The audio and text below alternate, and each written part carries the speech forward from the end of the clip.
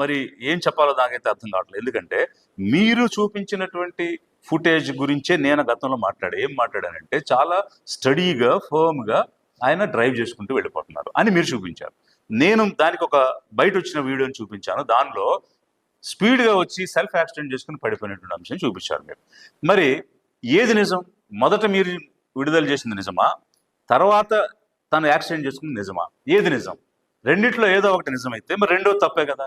రెండో తప్పు అంటే మీరు ఇచ్చిన వీడియోలన్నీ తప్ప ఒప్ప ఎలా ఎలా చెప్పగలం? ఇప్పుడు ఒక వీడియో తప్పు అయినప్పుడు అన్ని తప్పు కావచ్చు, ఒక వీడియో నిజం అయితే అన్ని నిజం కావచ్చు. సో ఇలాంటి అనుమానాలు మీరు క్రియేట్ చేయడం ఏంటి? ఇన్వెస్టిగేషన్ తర్వాత స్పష్టత కదా ఇవ్వాలి, క్లారిటీ కదా ఇవ్వాలి. ఇంకా అనుమానాలు క్రియేట్ చేసి బ్రోకెన్ చైన్ లింక్ కంప్లీట్ చేయకుండానే కేసు క్లోజ్ చేసేసామని ప్రకటించడం ఏమిటి? అదేవిధంగా ఇప్పుడు కేసర టోల్ గేట్ వద్ద అతివేగంగా వచ్చిన తర్వాత యాక్సిడెంట్ జరిగితే మీరేం చెప్పారు? పారామెడికల్ స్టాఫ్ వెళ్ళారు, ఫస్ట్ ఎయిడ్ ఇద్దామని ప్రయత్నం చేశారని చెప్తున్నారు. మరి అక్కడ అంబులెన్స్ కూడా వచ్చిందని చెప్తున్నారు మీరు. ఆరెంజ్ కలర్లు ఉన్నటువంటి వాళ్ళు వెళ్ళారు.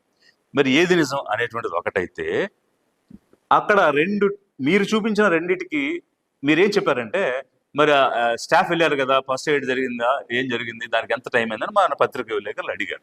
అడిగినప్పుడు కనీసం 10 నిమిషాల సమయం పట్టింది అక్కడ అతను మళ్ళీ తిరిగి లేచి బయలుదేరటానికి. కానీ మీరు చూపించిన 2 విజువల్స్ ఎలా ఉన్నాయంటే కేవలం 3 నిమిషాల వ్యవధిలోనే మళ్ళీ ఆ టోల్ గేట్ దాటి వెళ్ళిపోయినట్టు ఉన్నాయి.